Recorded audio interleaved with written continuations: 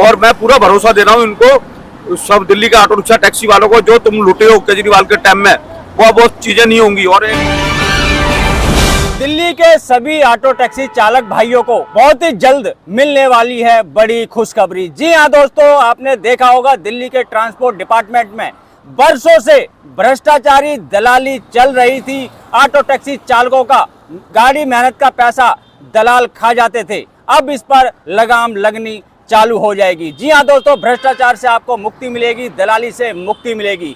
इन भ्रष्टाचारियों को, जो अधिकारी हैं, जो काम नहीं करते हैं, ऐसे भ्रष्टाचारियों पर चलेगा भारतीय जनता पार्टी का डंडा। इनको करने पड़ेंगे काम। हमारे साथ में यहाँ पे ऑटो और टैक्सी चालक भाई मौजूद है, साथ में दिल्ली ऑटो रिक्शा संघ के महामंत्री राजेंद्र सोनी जी भी मौजूद हैं।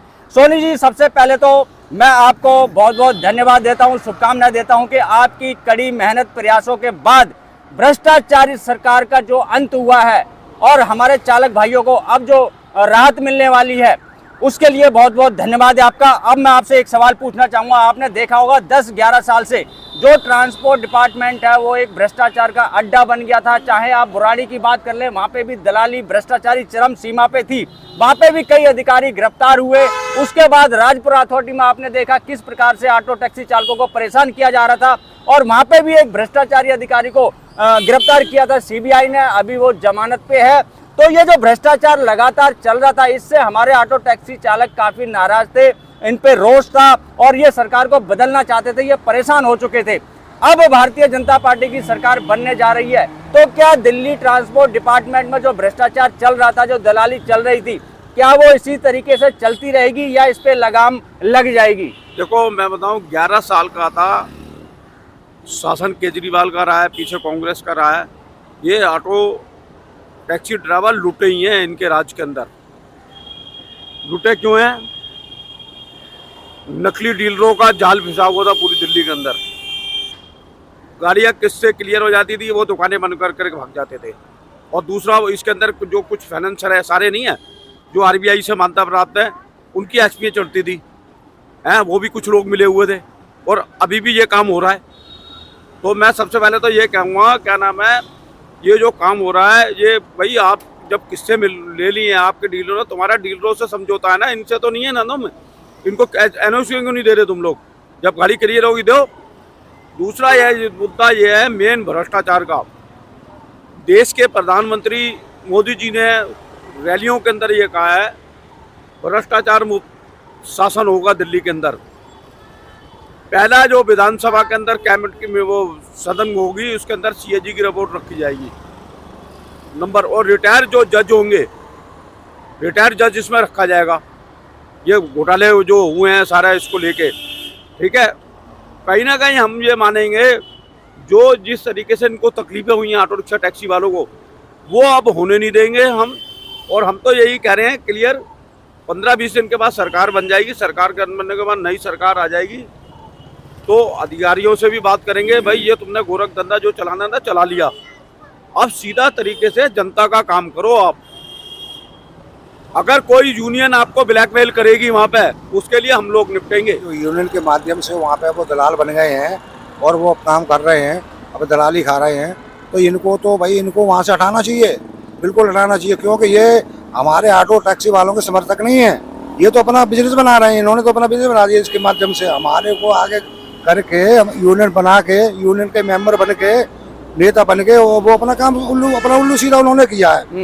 ऐसा नहीं चाहिए, हमें सोनी साहब जैसा चाहिए, हमारा लीडर होना चाहिए सोनी साहब जैसा, जिन्होंने संघर्ष करके और आज जो इन्होंने लड़ाई लड़ते रहे हैं और ऑटो वाले की आवाज़ उठा दे रहे हैं, चाहे केजरीवाल जी सुने चाहे नहीं सुने, चाहे शीला जी ने सुना हो चाहे नहीं सुना हो, मगर वो बराबर अपनी आवाज़ उठाते रहे सोनी साहब। और सोनी साहब के झंडे तले ही यूनियन जो हमारे ऑटो टैक्सी वाले सुरक्षित हैं, और यही सब उनका काम, चाहे ट्रांसपोर्ट डिपार्टमेंट हो चाहे दिल्ली सरकार की कोई फैसिलिटी हो, यही हमारे दिलवा सकते हैं और यही करवा सकते हैं। इन पे हमें पूरा भरोसा है, सोनी साहब पे हमें पूरा भरोसा है, और यही हमारी समस्या हल करवा सकते हैं। चाहिए अभी ये सरकार आ गई, इसका भी हम करेंगे। सोनी साहब पूरी ताकत लगा दे, उन्होंने संघर्ष कर करके इस सरकार को उखाड़ा है, और ये बीजेपी सरकार को सोनी साहब की मेहरबानी है, जो ऑटो वाले 2 लाख ऑटो वालों भाइयों को इकट्ठा करके, और उनके 8-10 लाख वोट होते हैं, इन्होंने संघर्ष कर करके, इन्होंने प्रचार कर करके, इन्होंने पूरी मीडिया में वो रिपोर्ट दे दे के, और ये यहाँ तक ये सरकार को लेके आए। और ईमानदारी से सभी अफसरों को और वहाँ पे काम करना चाहिए, ऑटो वालों के फेवर में काम करना चाहिए, क्योंकि सरकार बदल चुकी है, इसलिए अब पहले जैसा माहौल नहीं होना चाहिए है ना। तो हाँ, मेरा ये कहने का मतलब है, जो नकली डीलर और साइलेंसर है ना, ये इनको हम आग्रह कर रहे हैं, भाई तुम है ना इनकी सबकी एनओसी दे दो, नहीं तो हम ऐसा काम कर देंगे सरकार बनते ही साथ तुम्हारे को है ना, तुम्हारी आंचकियां नहीं चढ़ने देंगे हम। अच्छा सोनी जी, एक सवाल मैं पूछना चाहूंगा। अभी जो खबर मिल रही है, कुछ खजूरी में कुछ डीलर है, कुछ डीलर ऐसे है, कुछ झील में भी है। खजूरी नहीं, मैं पूरी दिल्ली की बात करूंगा, स्पेशली सब जगह ये माफिया ये फैला हुआ ना, माफिया हम इसको कहेंगे, माफिया और लुटेरे, अली बाबा चाली चोर हैं ये नकली डीलर, ये लूट रहे हैं इनको, ऑटो वालों को फाइनेंस करते हैं। फाइनेंस कहाँ से होती है, कहाँ से, उसको पता ही नहीं होता। ये तो लुटेरे हैं, अली बाबा चाली, इनको हम ठीक कर देंगे, कोई इसमें कोई चिंता करने वाली बात नहीं है। मैं ऑटो रिक्शा वालों को भी कहता हूँ, टैक्सी ड्राइवरों को, किसी बात की अब घबराने वाली बात नहीं है, क्योंकि सरकार चाहिए, बेईमानों का राज चला गया, भ्रष्टाचारियों का राज चला गया, एक ईमानदार सरकार बनेगी, भ्रष्टाचार मुक्त ट्रांसपोर्ट को देंगे हम, और इन लोगों के काम करने के लिए इन लोगों को वहाँ पैसा ना देना पड़े, और इनके जो मुफ्त में काम होए, फ्री में काम होए, ऐसी योजना हम बनाएंगे सर मिलके। और मैं पूरा भरोसा दे रहा हूँ इनको, सब दिल्ली के ऑटो रिक्शा टैक्सी वालों को, जो तुम लुटे हो केजरीवाल के टाइम में, वो बहुत चीजें नहीं होंगी। और एक और मैं बात बताता था, ये मैं नहीं कह रहा, ये हमारे जो दिल्ली प्रदेश के अध्यक्ष है वीरेंद्र सचदेवा जी, उन्होंने भी खुद कहा है भ्रष्टाचार को मुक्त करेंगे ट्रांसपोर्ट डिपार्टमेंट से, और देश के प्रधानमंत्री ने भी इस बात में कही है। तो हमने इनको कोई अब चिंता करने का, गुंडा राज चला गया, माफियाओं का राज खत्म हो गया, लुटेरे भाग गए यहाँ से।